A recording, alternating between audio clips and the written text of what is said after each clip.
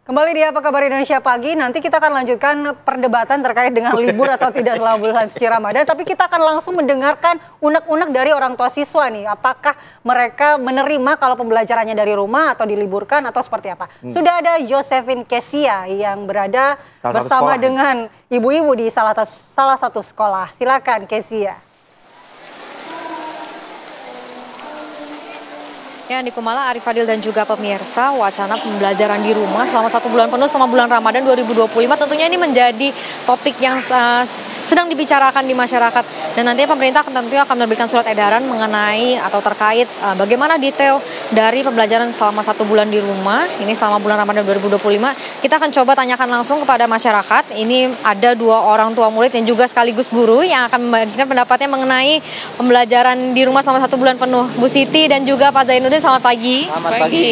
Oke, Bu Siti, bagaimana tanggapannya nih soal pembelajaran di rumah selama 1 bulan penuh selama bulan Ramadan? Ya, untuk pembelajaran di bulan Ramadan ini, kalau saya ya sebagai orang tua murid ingin untuk pembelajarannya ini tidak sepenuhnya libur di rumah, gitu kan ya. Jadi mungkin seperti biasa, anak-anak tetap masuk, hanya saja dalam pengurangan jamnya itu akan berkurang. Jadi tidak penuh full selamanya di sekolah. Dan seperti biasa juga kalau yang sekarang kita laksanakan itu pembelajaran di bulan Ramadan itu tetap kita ada kegiatan-kegiatan keagamaan. Jadi memang kami dari orang tua juga menginginkan tetap anak-anak itu belajar di sekolah, mereka juga mendapatkan ilmu yang umum dan kemudian juga ada tambahan-tambahan ilmu agamanya. Dan di sekolah SD Muhammadiyah 24 ini tetap dilaksanakan kegiatan-kegiatan keagamaan di bulan Ramadan. Seperti di awal Ramadan itu kita biasanya melaksanakan kegiatan pesantren Ramadan. Nah, itu jadi memang anak-anak tetap harus beraktivitas di sekolah ataupun di rumah. Kalau Pak Zainuddin gimana nih, sebagai orang tua setuju nggak dengan pembelajaran di rumah selama bulan Ramadan? Ya, pendapat saya sih sebenarnya adalah ketika pembelajaran secara Ramadan itu lebih baik di sekolah, karena memang di sekolah itu kan banyak sekali kegiatan-kegiatan yang bisa anak-anak bisa lakukan di rumah gitu kan. Seperti itu, hampir sama tanggapannya. Tapi kalau seandainya nanti dari surat edaran ini jadi untuk pembelajaran di rumah, kira-kira dampaknya akan seperti apa nih? Baik dari secara agama maupun secara pembelajaran ini seperti apa kira-kira dampaknya? Kalau untuk dampak biasanya selalu ada negatif atau positifnya ya. Kalau misalkan memang pembelajarannya itu di rumah, dampak negatifnya mungkin anak-anak kontrol orang tuanya itu jadi berkurang ya. Karena orang tua satu masih melakukan aktivitas, dia bekerja di luar. Sementara anak-anak itu ada di rumah, yang mengawasinya pun kurang gitu ya. Jadi itu untuk dampak negatifnya. Kalau untuk dampak positifnya mungkin anak-anak lebih fokus untuk belajar ibadah gitu ya selama di bulan Ramadan. Itu saja sih.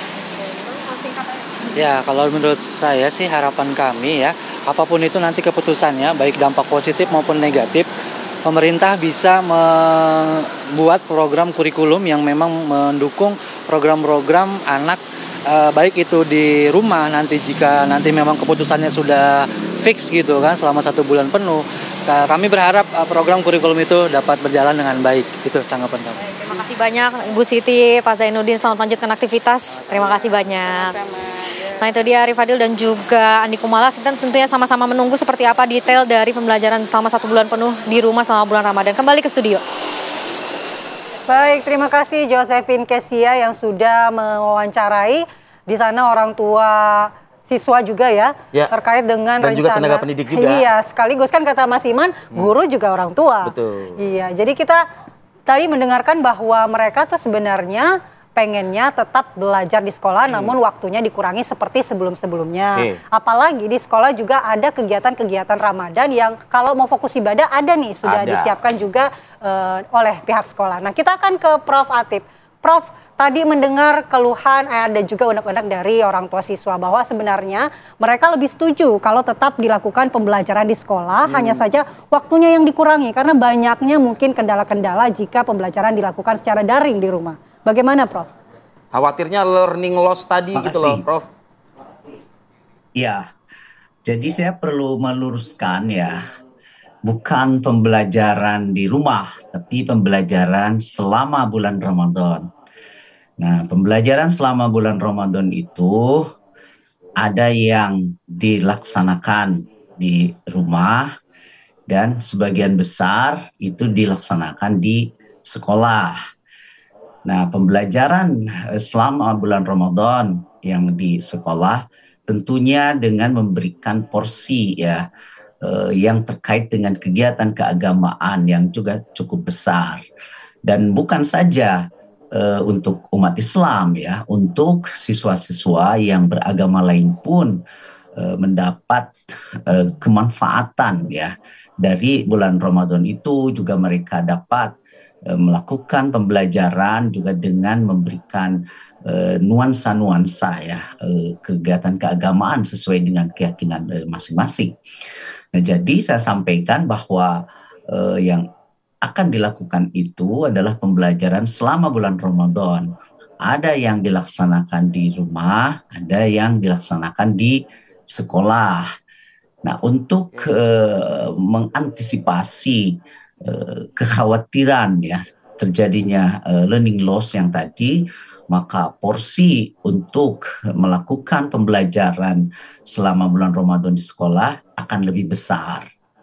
Kira-kira seperti itu. Artinya ada penebalan belajar di sekolah tetap gitu ya, ketimbang belajar di rumah selama bulan Ramadan. Betul. Berarti artinya Dan tidak itu libur tadi, sebulan ya Prof ya? Ya itu, kalau simpulannya ya yang disampaikan oleh Mbak Mala tadi. Jadi kita melakukan pembelajaran selama bulan Ramadan.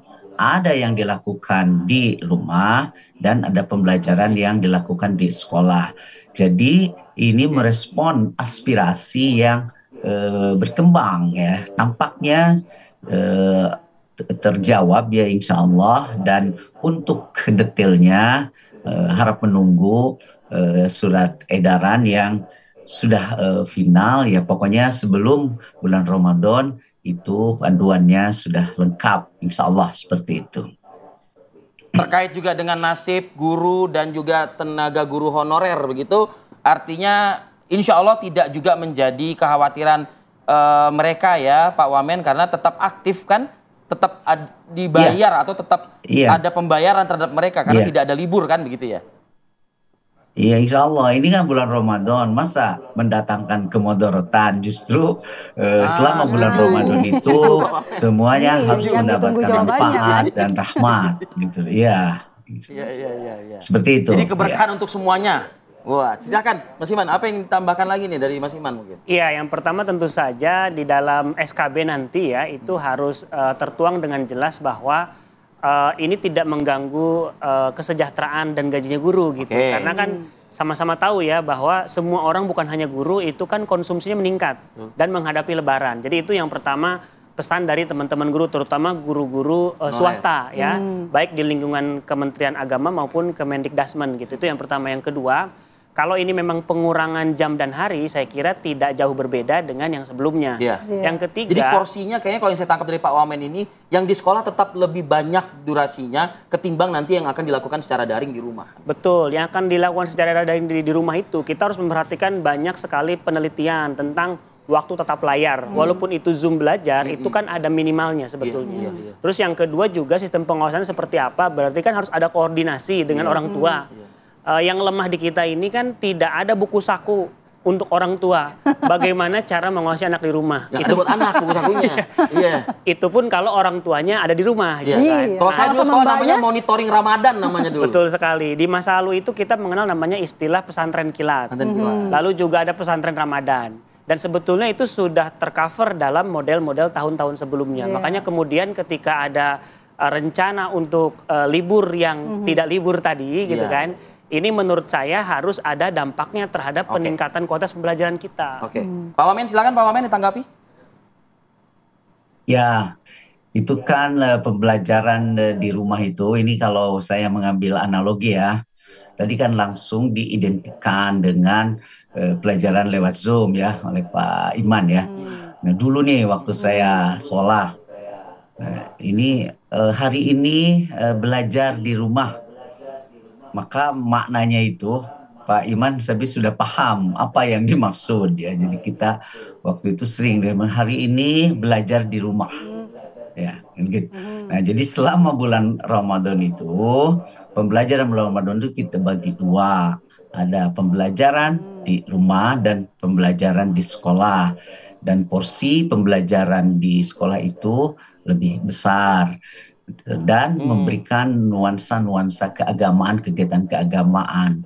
Begitu juga untuk yang belajar di rumah itu, maknanya pasti sudah dipahami yang dimaksud itu apa ya. Kalau pakai Zoom masih gitu, tampaknya itu bukan pembelajaran di rumah, tapi online gitu yang seperti itu. Nah, jadi kekhawatiran seperti yang disampaikan itu. Iya, bagaimana? Ya, Pak Wamen, kan belum dijelaskan memang mekanismenya seperti apa detailnya sehingga masih multitafsir begitu. Jadi kalau dibilang pembelajaran dari rumah, tafsirannya adalah via Zoom. Padahal mungkin menurut Pak Wamen ya, kalau belajar dari rumah tidak harus via Zoom, tapi mungkin dikasih tugas-tugas begitu ya, belajar dari rumah. Nah ini bisa di-spill sedikit nggak Pak Wamen, pembelajaran dari rumahnya itu seperti apa supaya tidak ditafsirkan berbeda begitu Pak? Ya, jadi harap bersabar ya, tunggu saja nanti yang lebih detailnya itu sudah tertuang di dalam surat edaran ya. Jangan kapan rilisnya Pak Wamen? Itu pertanyaan saya. Kapan rilisnya desain Pak? besarnya kan sudah jelas ya. Pembelajaran selama bulan Ramadan, ada yang di pembelajaran di rumah dan pembelajaran di sekolah. Pembelajaran di sekolah memiliki porsi yang jauh lebih besar. Nah, mengenai waktu, kemudian desain pembelajarannya itu juga pemerintah daerah diminta untuk melakukan rencana tersebut. Saya kira demikian. Kapan rilisnya Pak Wamen? Itu yang ditunggu. Ya, insya Allah Mas Arif ya. Dalam waktu dekat, ini pokoknya harap bersabar. Gimana? Oke, enggak, karena kan sekolah juga dan juga tenaga pendidik butuh mempersiapkan juga dan menyesuaikan juga begitu Pak Wamen. Pak Wamen izin membacakan masukan-masukan yang masuk ke WhatsApp pribadi saya ya Pak Wamen ya. Jadi mungkin bisa dipertimbangkan untuk memundurkan jam sekolahnya, tidak jam 7 tapi mungkin bisa jam 8 kah atau mungkin jam 9 kah, karena memang membangunkan anak sahur itu kan masih menjadi satu kendala. PR ya. PR banget. Dan menyiapkan makanan di sahur juga menjadi kendala tersendiri. Lalu juga ada waktu juga orang tua masih bisa mengantar anaknya, putra-putrinya ke sekolah. Nah, termasuk juga peningkatan kurikulum. Tadi masukan juga dari teman-teman guru juga, kalau bisa disisipkan karena di bulan Ramadan ada kurikulum yang berakhlakul karimah gitu loh Pak Wamen. Singkat tanggapan dari Pak Wamen.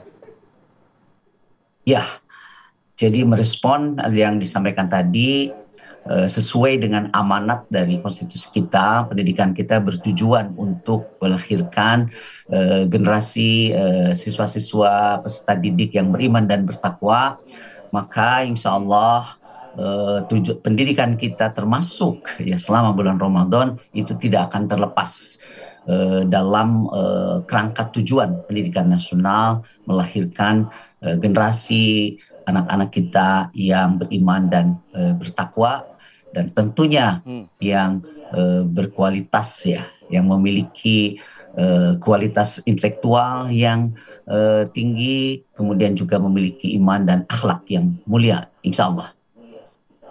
Amin. Baik, terima kasih Pak Wamen, Prof. Atif Latiful Hayat atas waktunya di Apa Kabar Indonesia Pagi. Sehat selalu Pak. Kita nantikan rilisnya ya. Kita tunggu rilisnya dan juga janjinya untuk kesejahteraan para guru. Terima kasih Mas Iman. Sudah disampaikan tadi langsung kepada Pak Wamen. Sukses selalu, salam buat rekan-rekan juga ya. Iya.